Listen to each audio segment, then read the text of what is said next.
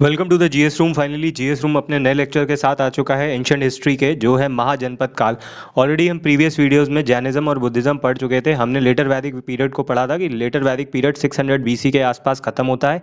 फिर बुद्धिज्म और जैनिज्म जैसे नए धर्म का ओरिजिन होता है। और ये क्यों होता है, ये ऑलरेडी मैं प्रीवियस वीडियो में बता चुका था। तो अब क्या होता है, 600 बीसीज में मैंने आपको बताया था कि कुछ नए सिटीज़ आना शुरू होते हैं। लेटर वैदिक टाइम पीरियड के एंड होने तक क्या होता है, जो जन थे वो जनपद में बदल जाते हैं और जनपद धीरे धीरे बड़े शहरों में, महाजनपदों में बदलने लगते हैं। ऐसा इसलिए होता है क्योंकि अराउंड 1000 बीसी के आसपास आयरन की डिस्कवरी हो गई थी। ठीक है, आयरन की डिस्कवरी हो गई थी, मैंने बताया था अराउंड 1000 बीसी के आसपास। तो आयरन की डिस्कवरी होने से क्या होता है, जो आपका एग्रीकल्चर होता है, ठीक है, कृषि होती है, वो बड़े इफेक्टिवली तरीके से होती है। कृषि बहुत अच्छी तरीके से होती है और कृषि का उत्पादन बढ़ता है, प्रोडक्शन बढ़ता है, तो ट्रेड कॉमर्स ऑलरेडी सब बढ़ने लगता है। तो at the end of 600 BC के आसपास आते आते ये बड़े बड़े शहर आने लगते थे, टाउन आने लगे थे। और ये सेकंड अर्बनाइजेशन आपका क्या शुरू हो गया था, सेकंड अर्बनाइजेशन। जो सेकंड अर्बनाइजेशन था, द्वितीय नगरीकरण शुरू हो गया। तो पहला नगरीकरण कब था, वो इंडस वैली सिविलाइजेशन के दौरान था। ये ऑलरेडी हम पढ़ चुके हैं। तो अब होता क्या है कि सेकंड अर्बनाइजेशन स्टार्ट हो जाता है, तो हमारे 16 महाजनपद, महाजनपद मतलब आपके बड़े बड़े नगर आने लगते हैं। और ये नगर क्यों आए थे, मैंने आपको बताया था। अगर लेटर वैदिक पीरियड से, आप लेटर वैदिक से पढ़ के आ रहे होगे कि इस दौरान क्या होता है, जो ट्राइब्स होती हैं वो जनपद में बदल जाती हैं और फाइनली किंग पावरफुल हो जाता है, वॉर वॉर करके, वॉर लड़के दूसरे की टेरिटरीज को ऑक्युपाई करता है। ठीक है, तो ये सारी चीज़ें ऑलरेडी मैं बता चुका था। जिसने नहीं देखा है वो पीछे जाके प्रीवियस वीडियोस चेक करे। तो फाइनली जब ये 16 महाजनपद आते हैं, और ये वही टाइम पीरियड होता है 600 बीसी के आसपास, जब जैनिज्म और बुद्धिज्म जैसे रिलीजन का ओरिजिन होता है और वो पीक पे चढ़ रहे होते हैं। तो अब हम देखते हैं, जो ये मैप है, ये आपका मैप बता रहा है कि 16 महाजनपद का एरिया कौन कौन से थे। बेसिकली हमारे 16 महाजनपद कौन कौन से थे, ये हमारा था काशी था, कौशल था, अंग था, मगध था, चेदी था, कुरु था, पांचाल था, गांधार था, अश्मक था। इस तरीके से टोटल 16 आपके पास टाउन्स आते हैं, 16 सिटीज का डेवलपमेंट होता है। अब ये सिटीज थी क्योंकि अर्बनाइजेशन शुरू हो चुका है, तो जाहिर सी बात है कि सोशल, पॉलिटिकल, इकोनॉमिक चेंजेस बहुत आ चुके होंगे। अब जो सोशल लाइफ थी वो पहले से बेटर थी। ट्रेड कॉमर्स, इकोनॉमी में आप बात करोगे, ट्रेड कॉमर्स होने लगा था। आपके जो कॉइन्स हैं, करेंसी सिस्टम डेवलप हो गया था। ठीक है, और ये जितने भी 16 महाजनपद हैं, ये सारे के सारे आप ध्यान से देखोगे तो ये आपके रिवर्स के आसपास, ठीक है, रिवर्स के आसपास आप देखो, रिवर्स के आसपास ये सारे के सारे डेवलप हुए हैं। अब ये रिवर्स के आसपास क्यों डेवलप हुए हैं, क्योंकि रिवर्स के आसपास क्या होगा, आपको बहुत आराम से जो भी आप ट्रेड करोगे, ट्रेड और कॉमर्स जो भी होगा, वो ट्रांसपोर्टेशन के, रिवर के थ्रू ट्रांसपोर्टेशन से चला जाएगा।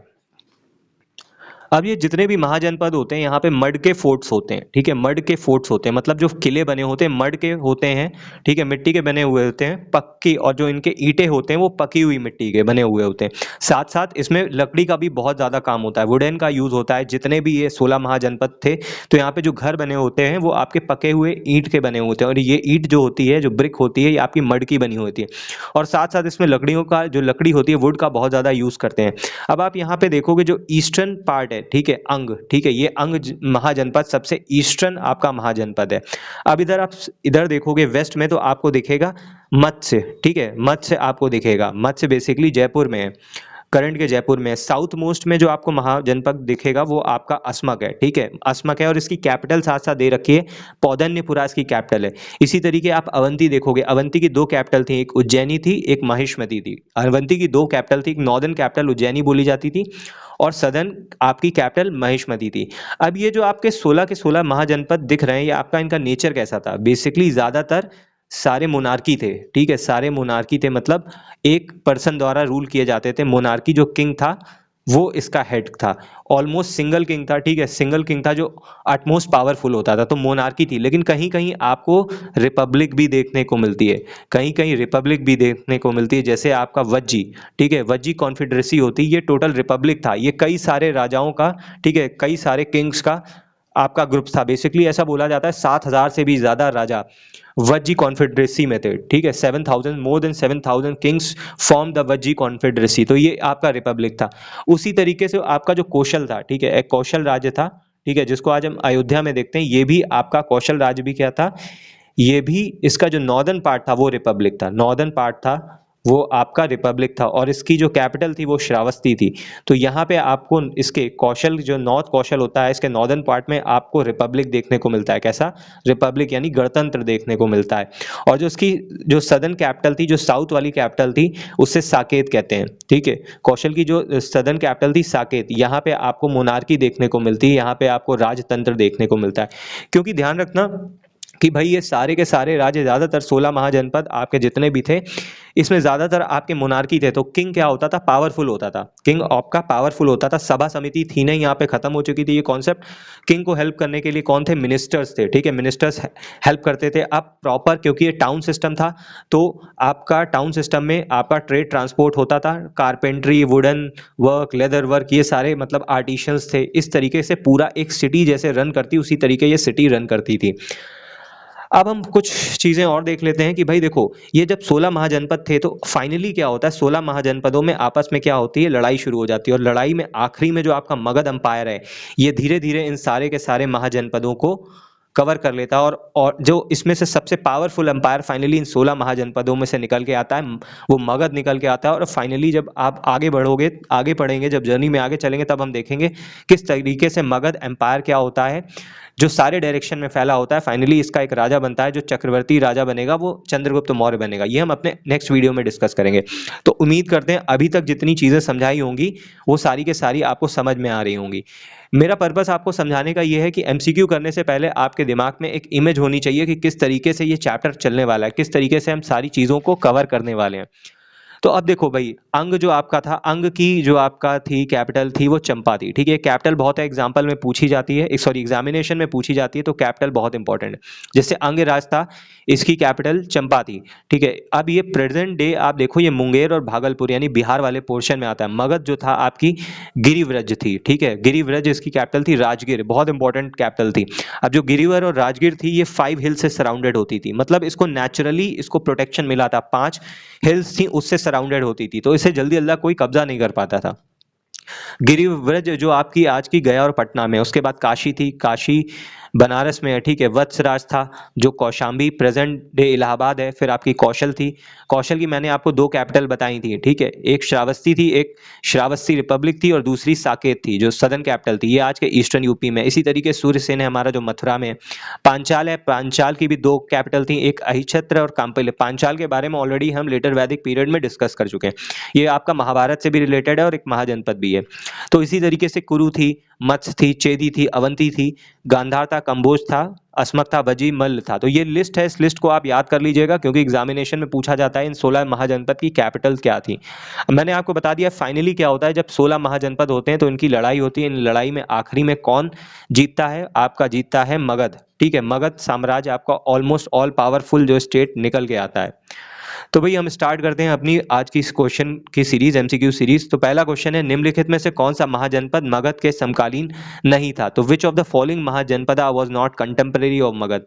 तो ये इसमें से ए वज्जी है, काशी है, सी कौशाम्बी है, या डी अवंती है। तो इनमें से कौन सा महाजनपद मगध के कंटेम्परेरी नहीं था। तो देखो, ऐसा था 16 महाजनपद का जो डेवलपमेंट होता है, ये थोड़ा अलग अलग टाइम पे आते हैं, एक साथ नहीं आते हैं।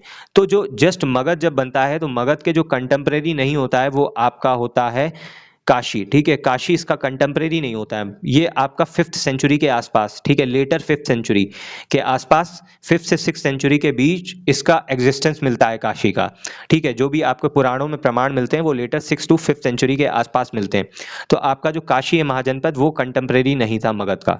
ठीक है, और काशी को लेके काफ़ी लड़ाई होती है, ध्यान रखना, काशी को लेके काफ़ी लड़ाई होती है। किस किस के बीच में, ये आपका जो मगध रहता है, ठीक है, मगध जो राज्य रहता है, मगध और अवंती। ठीक है, मगध और अवंती प्लस कौशल। ठीक है, इन तीनों राज्यों में आपस में लड़ाई होती है काशी को लेकर। ठीक है, फाइनली जब जो सारे स्टेट्स होते हैं वो मगध में जाके मिल जाते हैं और काशी भी इनके अंडर आ जाता है।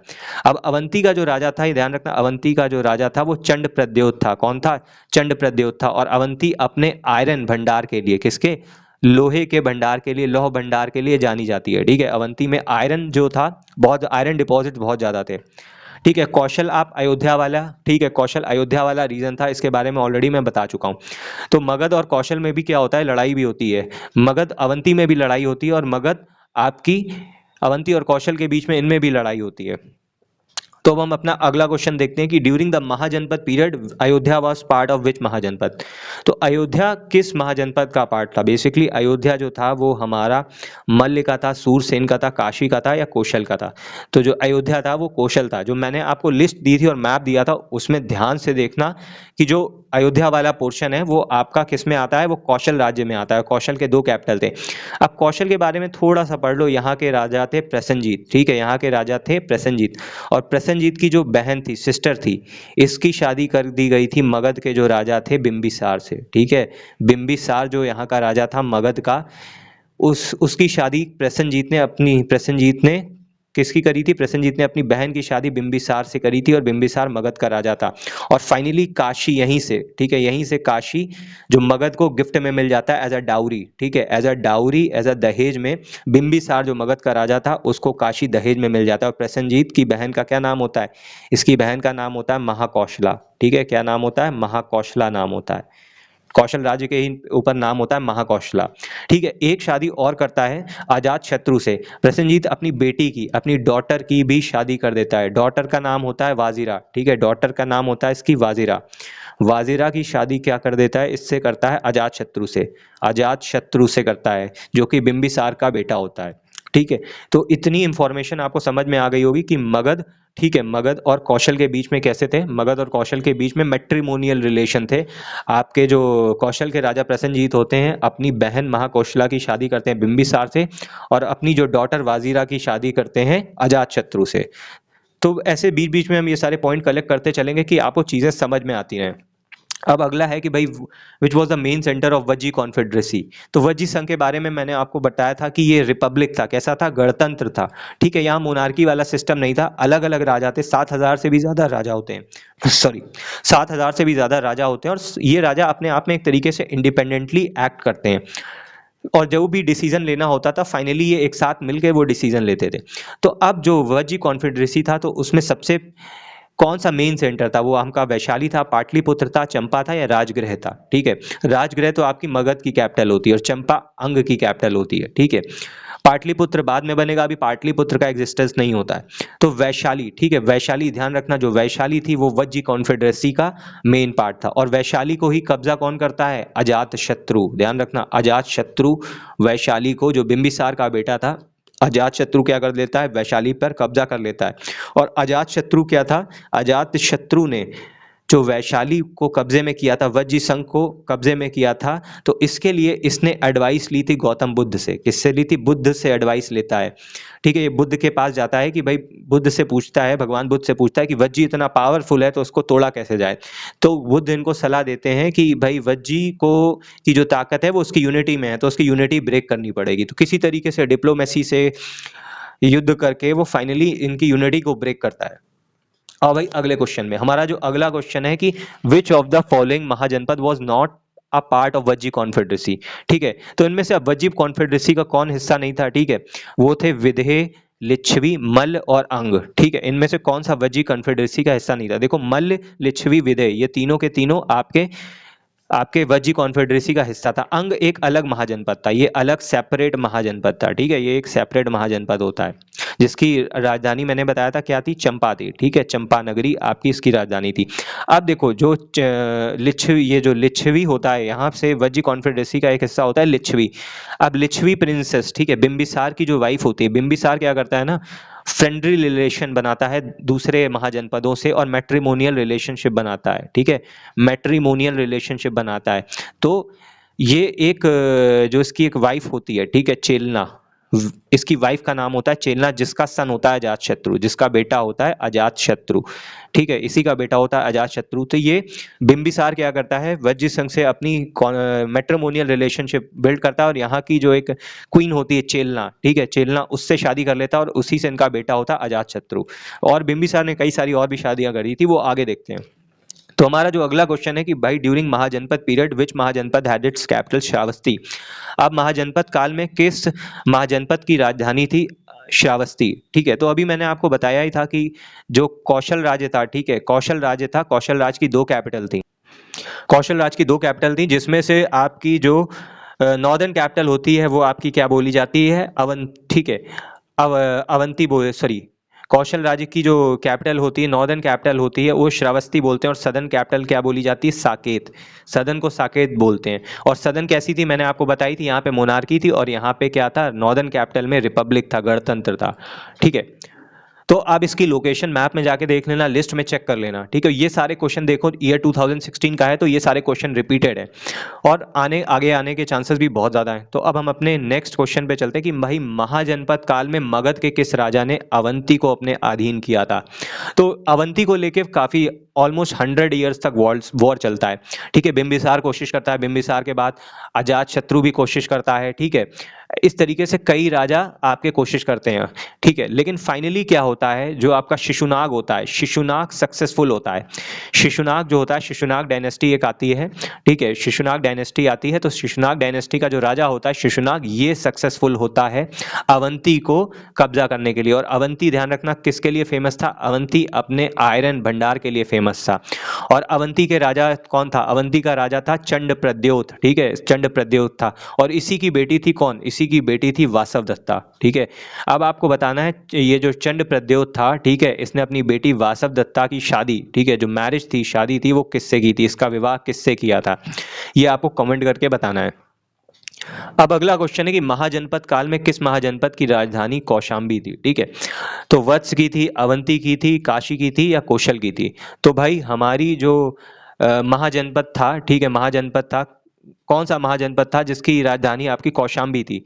तो ये हमारा वत्स राज था। ठीक है, वत्स कहाँ पड़ता है? इलाहाबाद में पड़ता है, तो इसकी राजधानी कौशाम्बी थी। स्टार्टिंग में जो इसका एक राजा होता है, उदयन होता है, तो उदयन होता है, उदयन, बिंबिसार, ठीक है, और ये सब आपका उदयन हो गया, बिंबिसार हो गया, चंड प्रद्योत हो गया, ये सब एक दूसरे के कंटेम्परेरी थे। ठीक है, इन्हीं ने स्टार्टिंग में यही 4-5 महाजनपद थे जो आपस में लड़ रहे थे, और इनका ये लड़ किस लिए रहे थे? काशी के लिए, काशी के लिए लड़ रहे थे। और फाइनली क्या होता है, मगध इन सारे साम्राज्यों को अपने अंडर कर लेता है, सारे महाजनपदों को अंडर करके अपना एक मतलब चक्रवर्ती राज बनाता है। ठीक है, अब अगला क्वेश्चन देखते हैं कि भाई महाजनपद काल में किस महाजनपद का उल्लेख धन जनपद के रूप में होता है? तो भाई विच महाजनपद इज मेंशन्ड एज द धन महाजनपदा? गांधार है, काशी है, वत्स है, मगध है? बेसिकली काशी। ठीक है, one of the important centre, Kashi was one of the important centre, और इसी को धन महाजनपद, धना जनपद कहा जाता है। ठीक है, इसी महाजनपद को धना जनपद कहते हैं। और काशी को लेके मैंने आपको बताया कि काशी को लेके स्टार्टिंग में मगध में, आपका वत्स में, और आपका अवंती में, इन सब में आपस में लड़ाई रहती है। ठीक है, अब अपने अगले क्वेश्चन पे चलते हैं कि भाई महाजनपद काल में कौन सा महाजनपद सबसे शक्तिशाली था? ठीक है, अब कौन सा महाजनपद सबसे ज्यादा शक्तिशाली था? तो what which mahajanapada was the most powerful during mahajanapada? तो अभी तक आपको समझ में आ गया होगा कि भाई इतने लंबे लेक्चर में अभी तक आपको समझ में आ जाना चाहिए था कौन सा जो महाजनपद था वो पावरफुल था, तो वो आपका मगध था। अब देखो एक दो इन्फॉर्मेशन और भी दे देता हूँ, क्योंकि ये महाजनपद था, सेकंड अर्बनाइजेशन का पीरियड था, तो इकोनॉमी कैसी थी? इकोनॉमी, ध्यान रखना, एग्रीकल्चर बेस्ड थी। ठीक है, एग्रीकल्चर, कृषि बेस्ड थी। और यहाँ पे पंच्ड मार्क्ड कॉइन, पहली बार पंच्ड मार्क्ड कॉइन्स, ठीक है, सिक्कों का यानी करेंसी यूज होती है, पंच्ड मार्क कॉइन्स थे। ठीक है, कुछ इस तरीके से, मतलब थोड़े से, बिना इनका कोई शेप, प्रॉपर शेप नहीं होता है, लेकिन सिक्कों का इंट्रोडक्शन हो जाता है, और ये सिल्वर के, ठीक है, सिल्वर के सिक्के होते हैं, सिल्वर्स के कॉइन होते हैं, और इन पे कोई, जैसे भी कोई भी आकृति बनी होती, कोई भी शेप होता है, जैसे मोर हो सकता था, पीकॉक हो सकता था, मोर पीकॉक हो गया, पहाड़ों की आकृति हो सकती थी, तो इस तरीके की आकृति होती थी। फाइनली आपका करेंसी सिस्टम आपका जो था महाजनपद के दौरान डेवलप था, और ट्रेड ट्रांसपोर्ट तो हुई होता ही था। ठीक है, आयरन के टूल्स हो ही रखे थे, इसीलिए एग्रीकल्चर अपना बहुत अच्छा हो रहा था। तो बीच बीच में मैं आपको ऐसे पॉइंट बताता जाऊंगा इन महाजनपद के बारे में। तो अगला है कि भाई इनमें से कौन सा महाजनपद है जिसका मेंशन महाभारत में नहीं है? तो अब आपको ये बताना है कि महाभारत में कौन नहीं है। वत्स नहीं है, अवंती नहीं है, गांधार नहीं है, या अश्मक नहीं है। अश्मक या असक, ठीक है, ये सदर्न मोस्ट था आपका, ये आपका गोदावरी, ठीक है, गोदावरी नदी के किनारे था। और मैंने आपको बताया भी था कि ये सारे के सारे जितने भी महाजनपद हैं ये नदी के किनारे थे। नदी के किनारे क्यों थे? एक तो वाटर सप्लाई मिल रही है, और नदियों को ये as a means of transport use कर रहे हैं। ठीक है, साथ साथ एग्रीकल्चर में के लिए भी पानी, इरिगेशन फैसिलिटीज भी आपको रिवर सिस्टम से मिल जाती थी। ठीक है, तो भाई कॉमेंट करके बताओ अब ये किसका। तो महाभारत में जिसका उल्लेख नहीं था वो भाई हमारा था अस्मक। ठीक है, ये सदर्न मोस्ट पॉइंट में था, सॉरी सदर्न इंडिया में लोकेटेड था। ये 16 महाजनपदों में से एक ऐसा महाजनपद था जो दक्षिण में स्थित था। ठीक है, अब आते हैं अगले क्वेश्चन की, महाजनपद काल में किस महाजनपद की राजधानी तक्षशिला है? ठीक है, तक्षशिला बेसिकली जो आपका गांधार, कुरु, पांचाल, मत्स्य, इनमें से किसकी राजधानी तक्षशिला है? ठीक है, तक्षशिला आपको पता होगा नॉर्थ वेस्ट इंडिया में लोकेटेड है। ठीक है, नॉर्थ वेस्ट उस टाइम के नॉर्थ वेस्ट इंडियन सबकॉन्टिनेंट में लोकेटेड थी। तो जो गांधार था, ठीक है, गांधार की कैपिटल थी तक्षशिला। ठीक है, अगर किसी को उस टाइम का तक्षशिला का राजा का मतलब बारे में नॉलेज है ना, तो वो कमेंट करके बताना कि तक्षशिला का उस टाइम पे राजा कौन था। अब हम अपना अगला क्वेश्चन देखते हैं भाई, निम्नलिखित में से कौन सा महाजनपद वत्स के समकालीन नहीं था? ठीक है, वत्स के समकालीन इनमें से कौन सा महाजनपद नहीं था?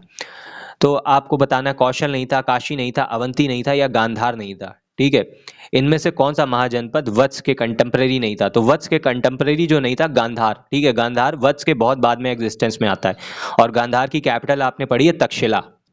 अब एक पॉइंट और बता देता हूं, देखो टैक्सेशन सिस्टम यहाँ पे था। ठीक है, टैक्सेशन सिस्टम डेवलप हो गया था, क्योंकि इतना बड़ा जो आप महाजनपद पढ़ रहे हो, ये सारे के सारे बड़े शहर थे। तो अब बड़े शहर को चलने के लिए क्या था, एग्री मतलब आपको टैक्सेशन तो चाहिए होगा, इतना मतलब सारे आपके एडमिनिस्ट्रेशन रन कर रहा है, तो उसको एडमिनिस्ट्रेशन रन कर रहा है तो उसके लिए इनकम भी चाहिए किंग को, और इनकम चाहिए होगी तो फिर वो टैक्सेशन लगाएगा। टैक्सेशन एक आपका जो ऑलरेडी चल रहा था वो डोनेशन के फॉर्म में तो था ही, कि जो राजा को मतलब राजा को ये लोग डोनेशन देते थे। ठीक है, जो बलि बोली जाती थी, बलि एक टाइप ऑफ अ गिफ्ट, जो खेती से रिलेटेड एग्रीकल्चर प्रोड्यूस होता था वो देते थे। इसके अलावा 1/6, ठीक है, 1/6 जो टोटल प्रोड्यूस होता था किसानों द्वारा, जो भी 1/6 प्रोड्यूस करते थे उसका 1/6 उसका एज अ टैक्सेशन भी दिया जाता था। ठीक है, तो ये इंपॉर्टेंट पॉइंट है, ये पूछा जा सकता है कि भाई महाजनपद काल में या सेकेंड अर्बनाइजेशन में टैक्सेशन का रेट कितना था?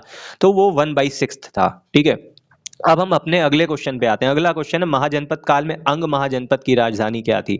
What was the capital of अंग महाजनपद? अंग महाजनपद के आपने बारे में महाभारत में भी सुना होगा। ठीक है, अंगराज कर्ण, ठीक है, यहाँ का जो राजा थे वो अंगराज कर्ण थे महाभारत के दौरान। तो फाइनली हमारा भाई अंग महाजनपद की कैपिटल क्या थी? तो वो हमारी चंपा थी। ठीक है, चंपा थी।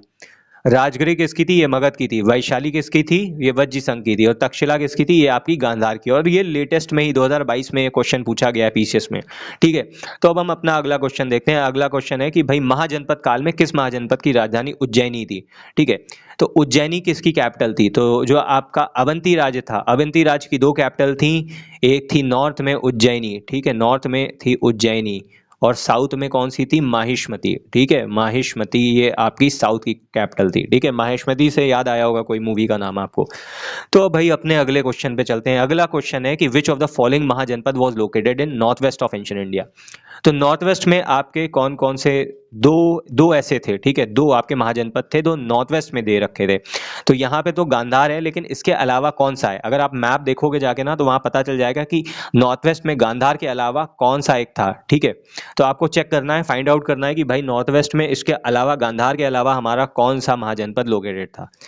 अब आते हैं, ठीक है, जब फाइनली क्या होता है कि आपने देखा है कि जब मगध सक्सेसफुल हो जाता है, मगध इन 16 महाजनपदों को जब पूरी तरीके से कैप्चर कर लेता है, तो अब मगध में जो सबसे पहली डायनेस्टी आती है वो कौन सी होती है? हर्यंग डायनेस्टी।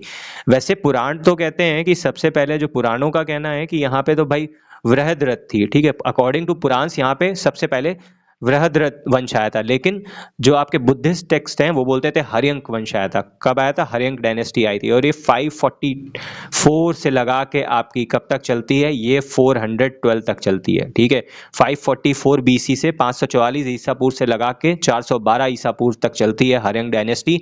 और इस डायनेस्टी का फाउंडर था बिंबिसार। ठीक है, बिंबिसार के बारे में मैंने ऑलरेडी बताया था कि बिंबिसार ने अपने राज्य को फैलाया था कैसे? मैट्रिमोनियल रिलेशन मेंटेन करके। ठीक है, इसने अकॉर्डिंग टू बुद्धिस्ट टेक्स्ट, एक बुद्धिस्ट टेक्स्ट है, ठीक है, महावग जातक करके, तो उसके हिसाब से इसने 500 शादियां करी थी। ठीक है, जिसमें से मैंने आपको बताया कि इसने एक शादी करी थी कहाँ पे? वज्जी कॉन्फेडरेसी में। ठीक है, जिसकी क्वीन थी चेलना, चेलना नाम की क्वीन थी, जिससे इनका पुत्र होता है अजात शत्रु। ठीक है, और फाइनली हर्यंक डायनेस्टी, ये हर्यंक डायनेस्टी में जो ये रूलर है आपका बिंबिसार, 52 ईयर्स तक रूल करता है, 52 साल तक रूल करता है, 544 से लगा के 492 के आसपास ये रूल करता है, और उसके बाद इसका बेटा इसको खत्म कर देता है। ठीक है, बिंबिसार क्या करता है? अंग महाजनपद को अपने कब्जे में करता है। काशी तो इसको गिफ्ट में ही मिल जाता है। ठीक है, काशी ये इसको गिफ्ट में मिल जाता है। अब आपको पता करना है कि भाई काशी जब किस राज्य के साथ ये शादी करता है, अपने मैट्रिमोनियल रिलेशनशिप बढ़ाता है, तो काशी इसको मिल जाता है। अंग को ये कब्जा करता है, ठीक है, अंग राज्य को, ये जो अंग महाजनपद होता है उसे कब्जा करता है, और फाइनली इसको जो इसका बेटा क्या करता है, इसका बेटा इसकी गद्दी, इसकी जगह गद्दी पे बैठता है, और ध्यान रखना ये इसको अजात शत्रु बिंबिसार को खत्म कर देता है, ठीक है। अजात शत्रु होता है वो बिंबिसार को खत्म करके मार कर गद्दी पर बैठता है मगध की हर्यंग डायनेस्टी का अग्रवाल, जो नेक्स्ट रूलर है वो अजात शत्रु बनता है। और इसी से क्या होता है, जो कई आपके जो काशी होता है और कौशल होता है, ये जो साम्राज्य होते हैं ये आपके नाराज हो जाते हैं। ऑलरेडी काशी, ऑलरेडी जो आपका मगध था, मगध और कौशल में फ्रेंडली रिलेशनशिप मेंटेन कर लिए जाते हैं। कैसे? वो मैट्रिमोनियल रिलेशनशिप से मेंटेन हो जाते हैं। मैंने आपको बताया था ना, जो कौशल के राजा प्रसेनजीत थे वो अपनी बहन की शादी करवा देते हैं, लेकिन अजात शत्रु ये सब खराब कर देता है। अजात शत्रु क्या करता है, इस सबको खराब कर देता है। तो बीच बीच में ऐसी चीजें जानते रहेंगे। अब अगला क्वेश्चन है भाई कि हमारा बिंबिसार की राजधानी कौन सी थी? Bimbisara, what was the capital of Bimbisara? तो बिंबिसार की जो कैपिटल थी वो पाटलिपुत्र थी, वैशाली थी, राजगृह थी, या चंपा थी? तो भाई जो बिंबिसार की जो कैपिटल थी, बिंबिसार कौन से राज्य का राजा था? ये मगध का था, ठीक है, मगध का राजा था। तो मगध के राजा की कैपिटल कौन थी? स्टार्टिंग में राजगिरी थी। और मैंने इसके बताया ना, ये 5 हिल से सराउंडेड थी, 5 हिलों से सराउंडेड थी। तो नेचुरल प्रोटेक्शन मिलता था, नेचर इसे खुद प्रोटेक्शन प्रोवाइड कर रही थी, ठीक है। अब जो हम अगला क्वेश्चन चलते हैं, भाई बताओ अजात शत्रु था वो कौन से सेक्ट को सपोर्ट करता था? ठीक है, ये इंपॉर्टेंट है। अजात शत्रु कौन से सेक्ट को सपोर्ट करता था? जैनिज्म, बुद्धिज्म, शैविज्म या वैष्णविज्म? जो अजात शत्रु था भाई वो हमारे बुद्धिज्म को प्रमोट करता था, ठीक है, बुद्धिज्म को ही प्रमोट करता था। और मैंने आपको बताया था ना, अजात शत्रु के कंटेम्पररी थे, मतलब सॉरी, महात्मा बुद्ध जो थे, जो बुद्ध थे हमारे, वो अजात शत्रु के कंटेम्पररी थे, मतलब अजात शत्रु इन्हीं के टाइम पे एग्जिस्ट करता था। और अजात शत्रु ने इन्हीं से, ठीक है, अजात शत्रु ने इन्हीं से वज्जी संघ को तोड़ने के लिए एडवाइस ली थी कि वज्जी को कैसे तोड़ा जा सकता है। तो बुद्ध ने बताया था कि भाई वज्जी की ताकत उसकी यूनिटी यानी एकता में है, उसे ब्रेक कर दो, वज्जी अपने आप टूट जाएगा। इसके अलावा ये वज्जी को अपने अंडर ले लेता है, जबकि वज्जी संघ में जो लिच्छवी था, लिच्छवी जो पोर्शन था वो क्या था, वहीं से इसकी मदर आती थी, यानी इसके नानी का घर था। उसके बाद भी वे कोई भी कोताही नहीं करता है, ये छोड़ता नहीं है, उसको लिच्छवी को अटैक करता है, वज्जी कॉन्फेडरेंसी को ब्रेक करता है और अपने अंडर मिला लेता है। जबकि इसके तो भाई फैमिली मैटरनल रिलेशंस थे यहाँ से। अब इसके बाद क्या होता है, जो इसका अगला रूलर आता है, ध्यान रखना, जो इसका अगला रूलर आएगा वो बनेगा उदयन, ठीक है। उदयन अपना जो होगा वो नेक्स्ट रूलर होगा, और उदयन ही क्या बनाएगा, पाटलिपुत्र, ठीक है, पाटलिपुत्र शहर का निर्माण करता है, जिससे कुसुमपुरा कहा जाता है। क्या कहा जाता है? कुसुमपुरा कहते हैं। जो आपका अजात शत्रु के बाद अगला राजा आता है वो उदयन होता है। उदयन ही पाटलिपुत्र का क्या करता है, निर्माण करता है। ये गंगा और सोन नदी, कहाँ, गंगा और सोन नदी के पास ये बनाता है, ठीक है। पाटलिपुत्र को क्या कहा जाता था? इसे कहते थे भाई कुसुमपुरा। और जो हमारा जो लास्ट रूलर होता है उसे नागदशक कहा जाता है। इस डायनेस्टी का जो लास्ट रूलर होता है नागदशक कहलाया जाता है, ठीक है, नागदशक। और पुराणों में इसे दर्शक कहते थे। क्या कहते थे? पुराण इन्हें दर्शक कहते थे, बुद्धिस्ट टेक्स्ट इसे नागदशक कहते थे। और फाइनली इसको एंड कौन करता है? शिशुनाग, ठीक है, शिशुनाग आता है, शिशुनाग आके इसको एंड करता है। शिशुनाग वही है जो अवंती को कैप्चर कर लेगा, ठीक है। शिशुनाग इसकी हत्या कर देता है और शिशुनाग डायनेस्टी अब आ जाती है। तो भाई हमारा अगला क्वेश्चन है कि who was the founder of Shishunaga dynasty? तो हमारा जो शिशुनाग था, अब ये टाइम पीरियड इनका कब था? शिशुनाग डायनेस्टी के 412 से लगा के 344 बीसी, ठीक है, 344 बीसी। अब शिशुनाग के बारे में एक इंपॉर्टेंट पॉइंट बहुत है कि शिशुनाग क्या करता है, अपनी राजधानी क्या बना लेता है, अपनी राजधानी को मगध की जगह पाटलिपुत्र बना लेता है, ठीक है। सॉरी, जो आपका शिशुनाग है वो जो अपनी राजधानी बना लेता है वो किसको बना लेता है? वो पाटलिपुत्र के स्थान पर वैशाली को बना लेता है, ठीक है, वैशाली को बना लेता है। और पाटलिपुत्र किसने बनाई थी? उदयन कैपिटल बनाता है, ठीक है। तो अब हम अपने अगले क्वेश्चन पे चलते हैं कि शिशुनाग वंश के किस शासक के काल में दूसरा बौद्ध संगति का आयोजन हुआ था? ठीक है, during the reign of which Shishunaga ruler was the second Buddhist council held. अब ये देखो, जैनिज्म और बुद्धिज्म वाले पोर्शन में मैंने समझाया है, ठीक है। जो काला शोक रहता है इसी के टाइम पर आपका जो सेकंड बुद्धिस्ट काउंसिल होती है, और सेकंड बुद्धिस्ट काउंसिल कब होती है? 383 बीसी के आसपास होती है, ठीक है। तो अब भाई इस वंश का समाप्त होता है, ये वंश महानंदिन या नंदिवर्धन इसका लास्ट रूलर होता है, जिसको महापद नंद नामक व्यक्ति खत्म कर देता है और नंद वंश की शुरुआत होती है। ठीक है, अब शिशुनाग वंश का पतन किस वंश के उदय के कारण हुआ? तो अभी मैंने बताया है आपका नंद वंश।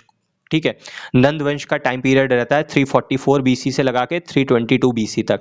महापद नंद जो आपका राजा था, नंद वंश का फाउंडर था, ये फाइनली क्या करता है, शिशुनाग वंश के अंतिम राजा महानंदन को खत्म कर देता है। और शिशुनाग का टाइम पीरियड क्या रहा है? शिशुनाग डायनेस्टी का टाइम पीरियड 412 से लगा के 344 बीसी तक रहा है।